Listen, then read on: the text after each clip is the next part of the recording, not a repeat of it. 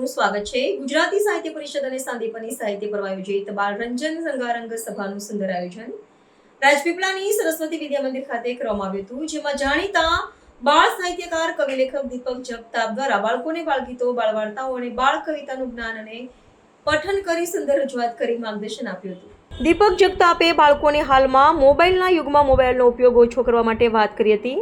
તેમણે બાળકોને નવી બાળ વાર્તાઓ અને કવિતાઓ સંભળાવી હતી અને સાથે સાથે ગીત પણ ગવડાવ્યા હતા।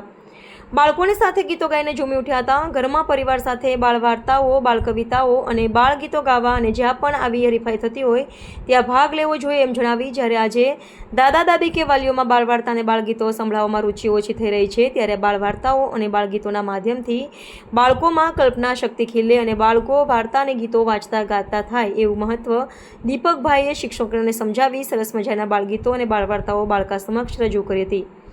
બાળરંજન રંગારંગ સભાનું સુંદર આયોજન કરી કાર્યક્રમને સફળ બનાવ્યો હતો।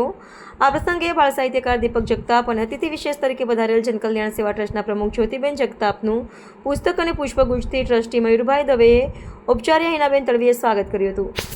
આજે સમગ્ર ગુજરાતની અંદર ગુજરાતી સાહિત્ય પરિષદ અને સાંદીપની પર્વ દ્વારા એક સરસ મજાનો કાર્યક્રમ સમગ્ર ગુજરાતમાં બાળકો માટે કરવામાં આવ્યો છે। આજે નર્મદાના વડામથક રાજપીપળા ખાતે સરસ્વતી વિદ્યાલય ખાતે આ બાળકોની સાથે બાળરંજન રંગારંગ સભાનું આયોજન કરવામાં આવ્યું, જેમાં બાળ સાહિત્યકાર તરીકે હું દીપક જગતાપ આજે ઉપસ્થિત રહ્યો અને બાળકોની વચ્ચે જઈને બાળ કવિતાઓ, બાળ ગીતો ગાયા, એમની સાથે મજા કરી, સરસ મજાની બાળ વાર્તાઓ સંભળાવી અને બાળકોને આનંદ પ્રમોદ કરાયો। આની પાછળનો મુખ્ય હેતુ એ છે કે આજે દાદા દાદીની કોઈ વાર્તાઓ એમને કહેતું નથી, માતા પિતાઓ પણ વાર્તાઓ કહેતું નથી। આજે બાળકો મોબાઈલની અંદર રહે છે, એને કારણે એમની કલ્પના શક્તિનો વિકાસ નહીં થતો, ત્યારે આવા બાળ સાહિત્યકારો દ્વારા વાર્તાઓ, કવિતાઓનું પઠન થાય, ગાન થાય અને એમની કલ્પના શક્તિનો વિકાસ થાય એ માટે સરસ મજાનો આજે કાર્યક્રમ યોજવામાં આવ્યો। આજે અમારી સ્કૂલમાં બાળ કાવ્ય બાળ વાર્તાનું આયોજન હતું, તેમાં અમને ખૂબ મજા આવી, ખૂબ આનંદ થયો। હવે અમે અગાઉથી તૈયારી કરશું અને ભાગ લઈશું અને તેમાં વિજેતા થઈશું।